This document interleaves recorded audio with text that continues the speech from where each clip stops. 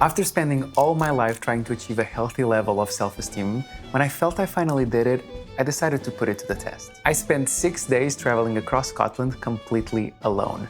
No calls, no texts, no contact with anyone I know. Throughout this trip, I'm sharing everything I've learned about this and how I finally felt at peace with who I truly am. This is the final piece of that puzzle, and if you haven't watched the other 2 parts, I recommend you start there. But either way, we're on the 5th day now, and I didn't know it yet, but this was going to be the lowest point of the whole trip.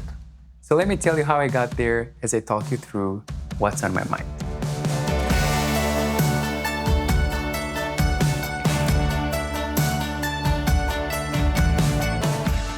So just as a quick recap, we started this trip in Glasgow, then we went to Inverness, making a bunch of stops, then Highlands, and now we're in Edinburgh. A city everyone told me just how absolutely gorgeous and just perfect it was, so I was very excited to start exploring.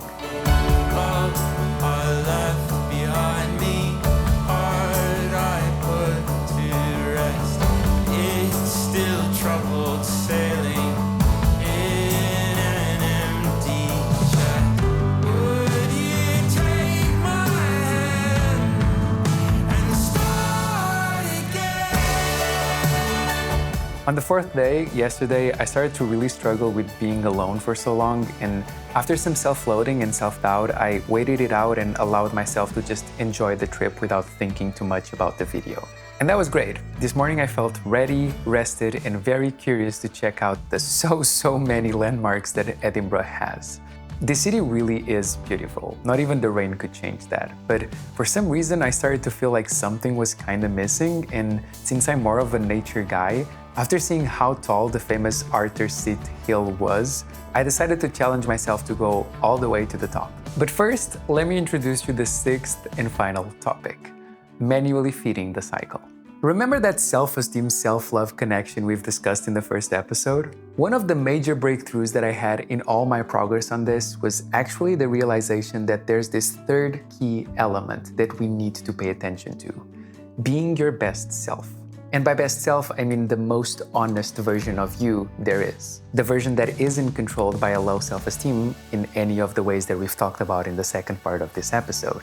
This 3rd element, being your best self, closes a self-sustaining cycle of inner peace that can really help understanding how to handle any issues you might be having with self-esteem.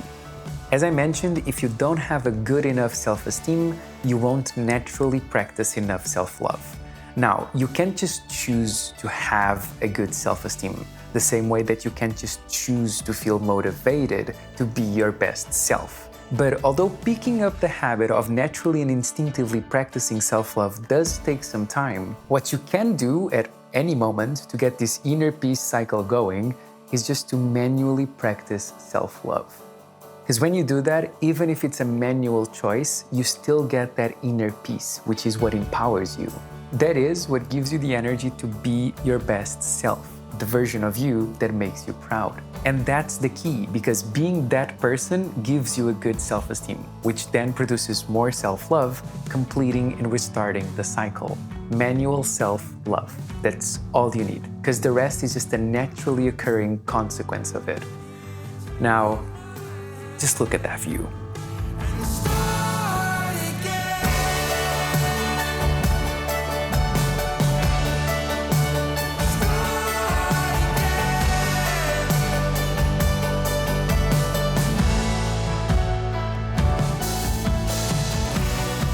Besides being punched in the face by winds at speeds I had never experienced before, being up here felt amazing. It is always these moments where you push yourself to do things you wouldn't normally do that make me love traveling. And feeling that excitement, even though I was alone, really was the highlight of the trip. But funnily enough, it was followed by the biggest crash yet. Our way again.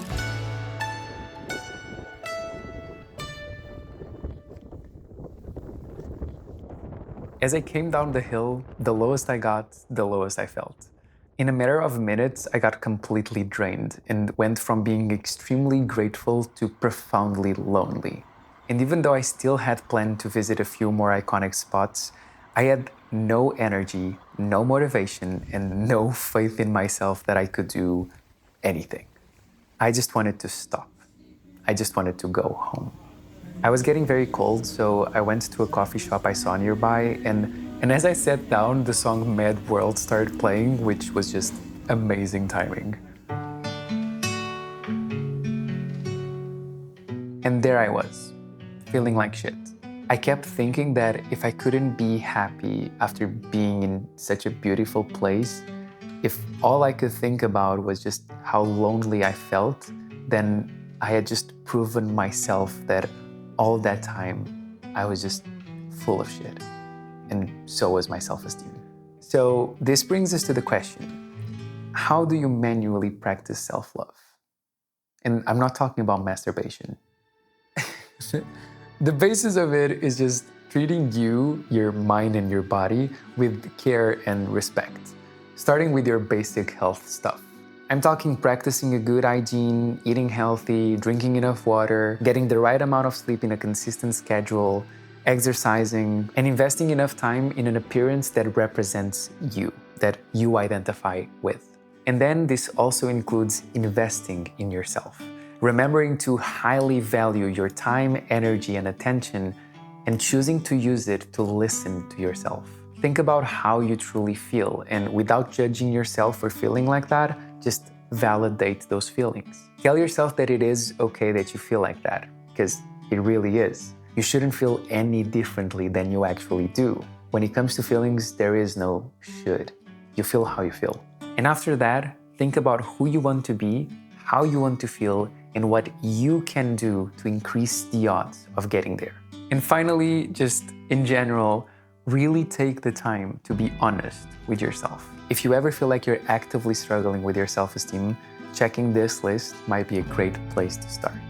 Just remember that when you spend time making yourself feel better, you show yourself you are worth the effort. And if you want proof, and once again, I swear my meltdown was not scripted, this is exactly what I did back at the coffee shop. Summer or winter or caught in between them, for worse or for better, or whatever reason. After giving myself a little bit of time to rest, drink some coffee, and read a little bit, I listened to myself. I was honest about what I was feeling and validated those feelings. I admitted to myself that for some reason, even though I really wanted to enjoy it, Edinburgh just wasn't it for me. What I really wanted was just to go back to Glasgow because I just loved the chill energy of that city. So since I had the time and I had the money and I took myself seriously, I booked a bus to Glasgow and I left the coffee shop.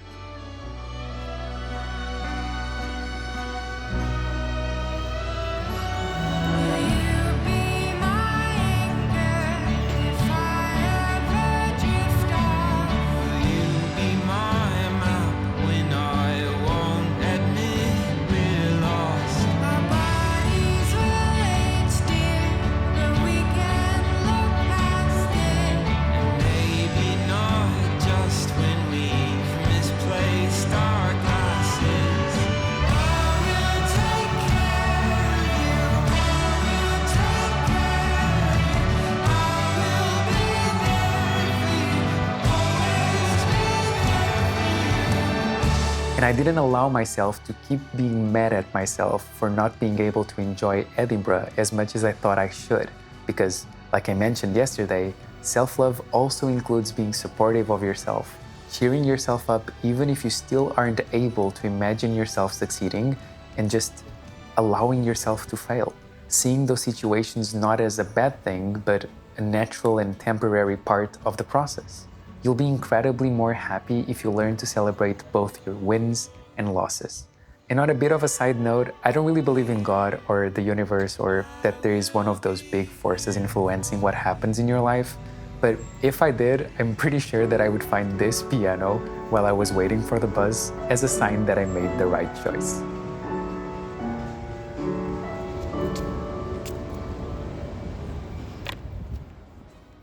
Anyway, so it was through manual self-love that I turned things around and felt capable of enjoying myself once again.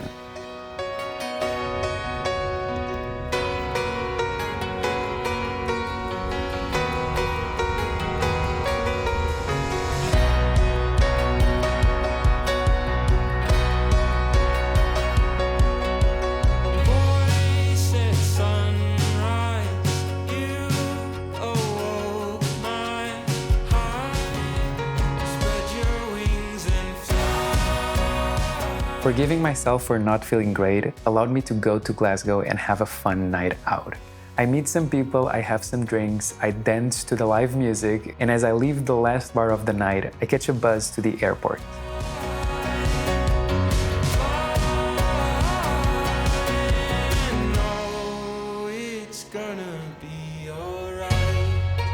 Which brings us to the last day of the trip, where I have a very early flight to Bristol to catch.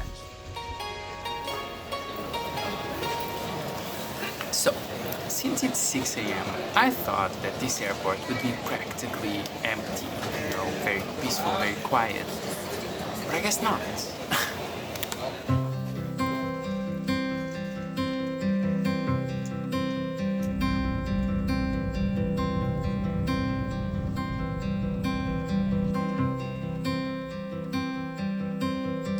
Darling, I know it's hard to let go.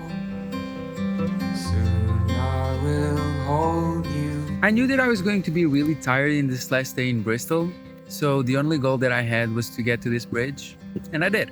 I did try to include it in the shot. You can kind of see the tip of it right there behind the tree, but yeah, it's kind of impossible to do.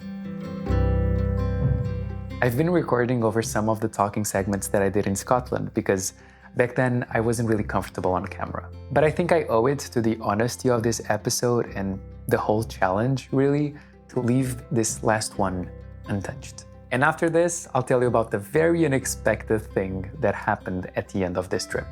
This is the last day of the trip, and I first decided to do this to find out if I now had a good enough self-esteem to be able to look at my own company as a valid source of happiness. Now, did I do it? Well, first, I think it's important to mention that the goal of this trip wasn't to know that I had a good enough self-esteem, was to know if I had a good enough self-esteem. I just wanted the answer. I didn't need the answer to be yes. Because just like I talked about in the self-hate portion, if the answer turns out to be no, then that's just an area where I can grow. Although I really think the answer is yes, because I enjoyed myself more than I thought that I would. There weren't a lot of bad moments, and the ones that I did have on the fourth day, the boat ride, or the fifth day after the hike, I dealt with them, and that was probably one of my favorite parts of this trip, was to just be able to actually deal with them. Because those were exactly the type of things that just kept me from doing this. The things that just made me not be able to even consider doing this. Now, I think it's important to mention this. I'm not saying that I fixed my self-esteem. I'm just saying that I improved it. And I did create habits of self-love. And now I gotta keep implementing them. It takes time, and I don't really think that it will ever be a finished process. I think you can always improve. And that's a great thing, because it means that, yeah, you always have something to do. You can always grow. I'm so fucking tired. And there you have it. Challenge completed? I'm not going to pretend that this was super easy. I was out of my comfort zone for sure. And there were some hard moments and there was some struggle, but that was the point. I was doing and feeling exactly what I went on this trip to do and feel. And this mentality is something that I now try to apply to everything. Now, to be clear, it took me a long time to learn and internalize all of the things that we talked about. But I'm hoping that having all of this summarized and structured like this, it will help people getting the results that they want, as I know that it would have helped me. And now that it has been some time since I took this trip, I do feel a big difference in the stability of my self-image. I used to think a lot about what other people thought of me because I looked at their validation as something that I needed. But now that I've shown myself that I can be a source of love and validation as well, and a way better one than other people can, like we have discussed, I don't really worry about these things as much. Being okay with other people thinking whatever they want has become easier. Also, at some point, I began to feel like I was cheating by having this documentary to record. It gave me a purpose, sure, but this was never about doing nothing while alone. This was about enjoying doing things while alone. And that's what I did, so much so that I decided to do it again. 10 times bigger now. I'm about to go solo traveling for 60 days. So subscribe to watch that episode. But to finish this one, the goal in life is to be as happy as you can possibly be. How we get there and what gives us more happiness is different from person to person. Happiness is a personal concept. Everyone has their own unique definition. So the only way to achieve your own description of what happiness is by being true to yourself. And for that, you need to love yourself, to accept what makes you, what makes you happy. Because the more you respect who you are, the more you'll respect your needs and wants. So the more you'll make them happen. Having a better self-esteem allows you to be more honest about who you are, what you think, and how you feel. And once you get there, you'll be able to feel at peace with yourself and be able to experience a deep and powerful feeling of accomplishment just by being you. And that's pretty cool.